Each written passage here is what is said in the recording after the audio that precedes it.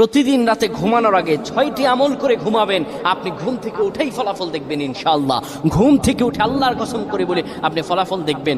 ঘুমাবেন আপনি গুনার বোঝা নিয়ে, ঘুম থেকে উঠে আপনি নিষ্পাপ হয়ে যাবেন ইনশাআল্লাহ, কোনো গুনাহ থাকবে না। যদি প্রতিদিন আপনি ঘুমানোর সময় এই 6টি আমল করে যেতে পারেন, 3 বার করে করবেন।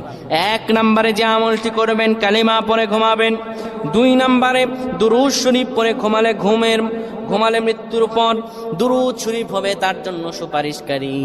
দুরূদ শরীফ পড়ে ঘুমাবেন, দুরূদ শরীফ পড়বেন। 3 নম্বরে ঘুমের দোয়া পড়বেন। ঘুমের দোয়া পড়ে যদি ঘুমাতে পারেন, সারা রাত ইবাদত করার সওয়াব আল্লাহ আমলনামায় দিয়ে দিবেন। 4 নম্বরে আয়াতুল কুরসি পড়ে ঘুমাবেন।